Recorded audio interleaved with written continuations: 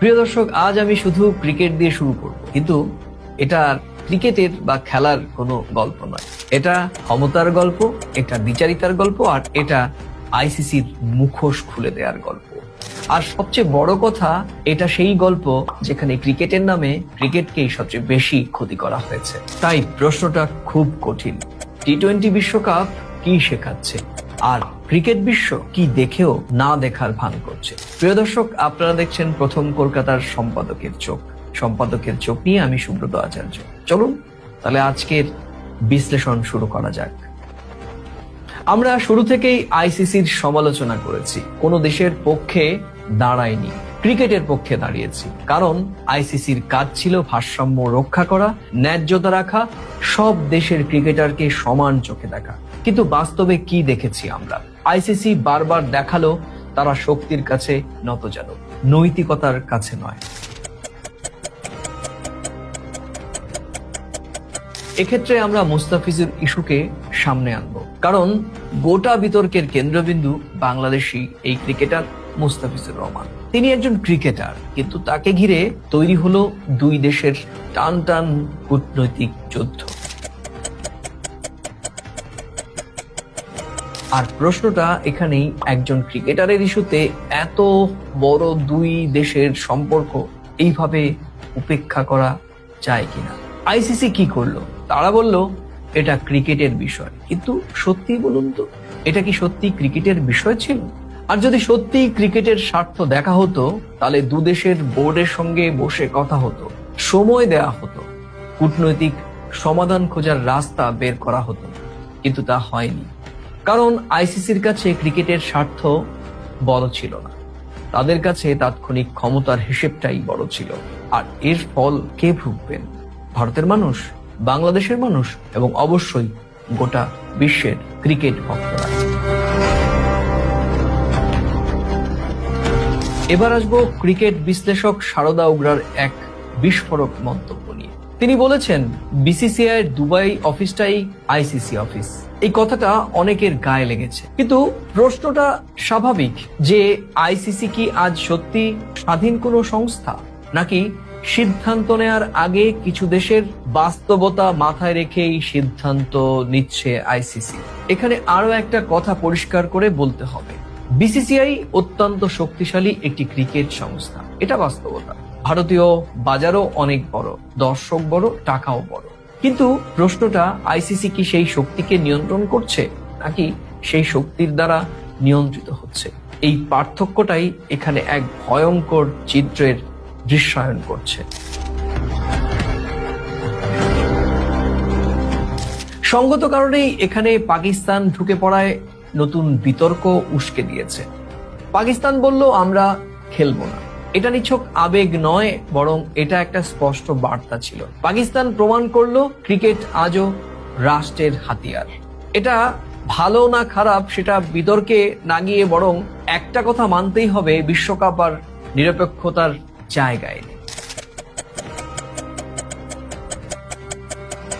এবার আসবো সবচাইতে অস্বস্তিকর এক বিষয়। টি-20 বিশ্বকাপে এখনো পর্যন্ত বাংলাদেশ নেই, একটা দেশ যার দর্শক সংখ্যা বিশাল, যার আবেগ অনেক গভীর, যার ক্রিকেট বিশ্বে আলাদা জায়গা রয়েছে। তাই প্রশ্ন, বাংলাদেশ ছাড়া বিশ্বকাপ কি সত্যি বিশ্বকাপ হয়ে উঠবে? আর চলমান বিতর্কে নতুন এক সংযোজন হয়েছে, নতুন এক প্রশ্ন বিভিন্ন সামাজিক যোগাযোগ মাধ্যমেও ঘুরে বেড়াচ্ছে। আচ্ছা, বাংলাদেশে মোট কত সংখ্যক ভক্ত রয়েছেন? আর এই সংখ্যাটা জানলে চমকে যাবেন। বিশ্বের মোট ক্রিকেটের দর্শকের প্রায় 20 থেকে 25% দর্শক Bangladeshi. Television rating, digital views, social media engagement, Bangladesh সবসময় টপ টিয়ারে। আর এই দর্শকদের বাদ দিয়ে বিশ্বকাপ কি লাভবান হবে? নিশ্চিতভাবে হবে না। অনেকেই প্রশ্ন তুলেছেন, এই বাংলাদেশি ক্রিকেট ভক্তরা কি আদৌ বিশ্বকাপ দেখবেন টেলিভিশন স্ক্রিনে বা মোবাইলে স্ক্রল করবেন? আর যদি তারা না দেখেন বা মুখ ফিরিয়ে নেন, তাহলে রেটিং কমবে, স্পন্সর ভ্যালু কমবে, বিশ্বকাপের গ্লোবাল চরিত্র ক্ষতিগ্রস্ত হবে। আইসিসি কি এই হিসেব আদৌ কষেছে?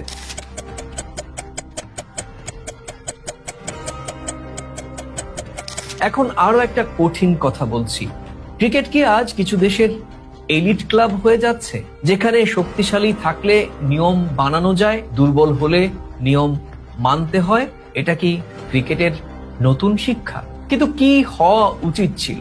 হতে পারত আরো স্বচ্ছতা, হতে পারত আলোচনার দুয়ার আরো খোলা রাখার ব্যবস্থা করা যেত, আরো সময় নেওয়া যেত, আরো কূটনৈতিক সমাধান খোঁজার জন্য সব পক্ষকেই ইতিবাচক মনোভাব সম্পন্ন হওয়ার প্রয়োজন ছিল। কারণ এই বিশ্বকাপ শুধু আইসিসির একার সম্পত্তি নয়, এটা দর্শকের সম্পত্তি।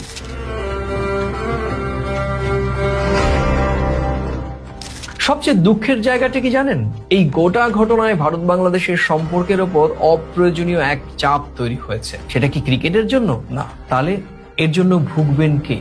দুই দেশের সাধারণ মানুষ, ক্রিকেট প্রেমী দর্শক। আর বিশ্ব ক্রিকেট সে বিশ্বাস হারাবে। তাহলে এবারের চলমান টি-20 বিশ্বকাপ আমাদের কি শেখাচ্ছে? আজ আইসিসি নৈতিক নেতৃত্বে ব্যর্থ। ক্রিকেটে ক্ষমতা বেশি আর সেখানে সংবেদনশীলতা কম। দর্শককে অবহেলা করলে খেলাটাই ক্ষতিগ্রস্ত হয়। ক্রিকেট আর রাজনীতি এই 22 গজে এখন আর আলাদা কোনো বিষয় নয়।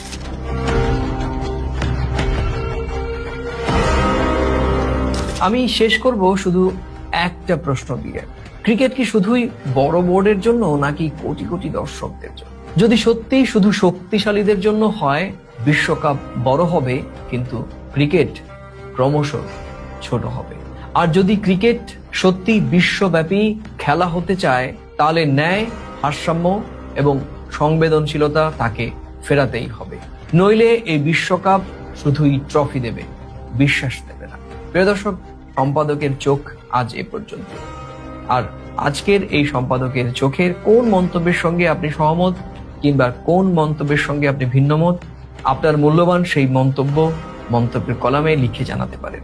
ভিডিওটি ভালো লাগলে নিজেদের মাঝে শেয়ার করে ছড়িয়ে দিতে পারেন। আর আজ এই চ্যানেলে নতুন এলে পুরনো ভিডিও দেখে যদি ভালো লাগে তবে চ্যানেলটি লাইক বা সাবস্ক্রাইব করতে পারেন। প্রিয় দর্শক, আজ এ পর্যন্তই। আবার দেখা হবে নতুন কোনো বিষয়ে সম্পাদকের চোখ নিয়ে। ততক্ষণ ভালো থাকুন, সুস্থ থাকুন, সবাই নিরাপদে থাকুন। নমস্কার।